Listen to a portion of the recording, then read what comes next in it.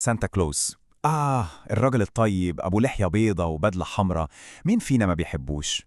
بس عمرنا وقفنا لحظة وسألنا نفسنا مين بجد الشخص الحقيقي اللي ورا الأسطورة دي؟ الحقيقة إن القصة أعمق وأغرب بكتير من مجرد هدايا تحت شجرة. يلا بينا نرجع بالزمن ونشوف حكاية القديس اللي كان الملهم الأساسي لأشهر شخصية في العالم كله. فالسؤال هنا إزاي صورة قديس متواضع اتحولت وبقت رمز عالمي للفرح بالشكل ده؟ عشان نلاقي الإجابة محتاجين نرجع بالزمن، ومش شوية، لأ، حوالي 1700 سنة لورا. وهناك هنلاقي قصة بطلها الحقيقي، صدقوني ما كانش ساكن خالص في القطب الشمالي. طيب، القصة كلها بتبدأ فين؟ بتبدأ مع شاب اسمه نيكولاوس. اتولد امتى؟ في القرن الثالث الميلادي في مكان اسمه بطارة، اللي هو النهاردة جزء من تركيا. والبيئة اللي اتربى فيها دي هي اللي كانت السبب في كل حاجة عملها بعد كده. هي اللي زرعت جواه بذرة العطاء اللي خلت اسمه يعيش لحد النهاردة.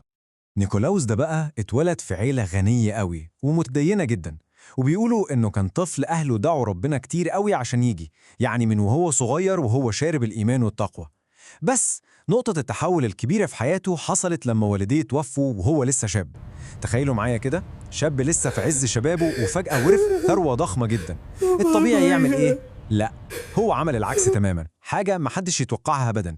مسك كل الفلوس دي ووزعها على الفقراء والمحتاجين، وقرر إنه هيكرس حياته كلها لخدمة الناس. بس الشهرة الحقيقية بتاعته كشخص كريم ما جاتش من فراغ. بدأت بحكاية معينة، حكاية هي اللي بتلخص فلسفته كلها في الحياة، فلسفة العطاء. المبدأ بتاعه كان بسيط: اعمل الخير وارميه في البحر من غير ما تستنى أي كلمة شكر من أي حد. الحكاية دي بقى هي الأصل، هي أصل أسطورة سانتا كلوز كلها. بتحكي عن أب كان غني جدا وبعدين خسر كل حاجة، لدرجة إنه وصل لمرحلة يأس صعبة جدا، وكان بيفكر يضحي بمستقبل بناته الثلاثة. نيكولاوس لما سمع بالقصة دي قلبه يجعه، بس بدل ما يروح يتبرع قدام الناس وياخد اللقطة، لأ، قرر يتصرف في السر. ليلة ورا ليلة كان بيروح ويرمي كيس مليان ذهب من شباك بيتهم عشان ينقذ بنته ورا التانية، وفي المرة الثالثة الأب كان مستنيه وقادر يكشفه. طب تفتكروا رد فعل نيكولاوس كان إيه؟ اتفاجئ؟ بس كل اللي عمله إنه اترجاه يحافظ على السر ده. هو ما كانش بيدور على مجد شخصي ولا شهرة، كل همه كان إنه يساعد وبس. وطبعا أفعال الخير اللي زي دي حتى لو اتعملت في السر صعب تفضل سر للأبد. سمعة نيكولاوس كراجل تقي وكريم جدا بدأت تنتشر بين الناس، والسمعة دي هي اللي وصلته إنه يبقى في منصب قيادي كبير في الكنيسة، وده كان في وقت صعب جدا على المسيحيين. طيب كونه بقى أسقف ده معناه إنه بقى في وش المدفع على طول.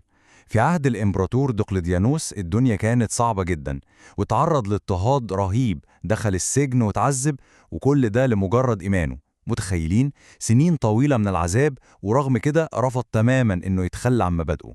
ولما الإمبراطور اتغير وخرج من السجن، قوته وإصراره دول خلوه شخصية محورية وأساسية في واحد من أهم المجامع في تاريخ المسيحية كلها، وهو مجمع نقية. وهنا بقى بنشوف جانب تاني خالص لشخصية القديس نيكولاوس. الموضوع ما كانش بس طيبة وكرم وتوزيع فلوس، لا لا لا، ده كان كمان مدافع عنيد وشرس عن عقيدته. يمكن أشهر موقف حصل في مجمع نقيا إنه من كتر غضبه من واحد اسمه أريوس اللي كان بينكر ألوهية المسيح، قاموا ضربه قدام الناس كلها. دي طبعا مش صورة سانتا كلوز اللطيف اللي كلنا نعرفها، دي صورة قائد ديني عنده استعداد يعمل أي حاجة عشان يدافع عن اللي بيؤمن بيه. طيب إزاي بقى القائد الديني القوي ده بالعصبية دي اتحول مع الوقت لصورة سانتا كلوز المرحة؟ الرحلة دي طويلة قوي ومليانة تحولات غريبة. يلا بينا نشوف القصة دي كملت إزاي. التحول ده ما حصلش في يوم وليلة، لأ، دي عملية خدت قرون طويلة. الحكاية بدأت تنتشر في أوروبا، ماشي، بس الصورة اللي في دماغنا كلنا النهاردة دي بدأت تتشكل في القرن ال19. الأول جت قصيدة اسمها ليلة عيد الميلاد. Its rays and waves greeting us with a bright, sunny face. Light speeds and it spreads, covering everything it touches. حولته من قديس لشخصية خيالية لطيفة بتطير في السماء بغزلانها. وبعدين جه رسام كاريكاتير اسمه توماس ناست، وده بقى اللي حط اللمسة الأخيرة، رسم له البدلة الحمراء المشهورة وقال إنه عايش في القطب الشمالي. وبكده الصورة الحديثة بتاعت سانتا كلوز اللي كلنا عارفينها اكتملت.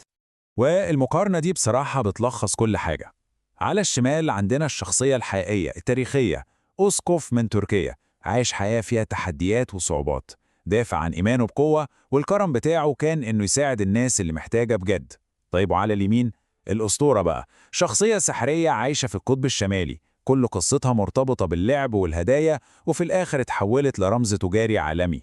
الفرق بينهم هو ببساطة الفرق بين الحقيقة والخيال. وحتى الاسم نفسه، أصل كلمة سانتا كلوز بترجعنا مباشرة للقديس الأصلي. الاسم ده هو ببساطة تحريف للاسم الهولندي للقديس نيكولاوس اللي هو سنتر كلاس، والمهاجرين الهولنديين هم اللي خدوا الاسم ده معاهم لأمريكا، ومن هناك انتشر في العالم كله. طيب لو جينا بقى شلنا كل ده على جنب، شلنا البدلة الحمراء وحيوانات الرنة والهدايا، إيه اللي بيفضل لنا من قصة القديس نيكولاوس؟ إيه هو الإرث الحقيقي، الرسالة الحقيقية اللي ممكن نتعلمها من حياته؟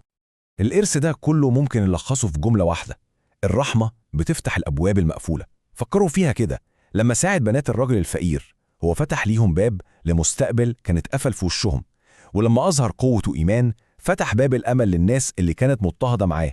يعني الكرم والرحمة بتوعه كانوا هم المفتاح اللي فتح بيه قلوب الناس والأبواب المقفولة في حياته. يعني الخلاصة إن الدرس الحقيقي من قصة سانتا كلوز الأصلية مش في فكرة الأخذ خالص، لكن في فكرة العطاء، مش في فرحة إننا ناخد هدية، لأ، الفكرة كلها في القوة الجبارة لعمل الخير اللي بيتعمل من غير ما نكون مستنين أي حاجة في المقابل، والتأثير العميق اللي ممكن يغير حياة ناس تانية تماما. وده بيوصلنا لآخر نقطة وسؤال مهم جدا. القصة دي اللي عمرها أكتر من 1700 سنة بتسيبنا في الآخر نفكر في حاجة لسه ليها معنى لحد النهاردة. يا ترى عمل خير واحد بسيط بنعمله في السر ومن غير ما حد يعرف، إزاي ممكن يغير حياة إنسان تاني للأبد؟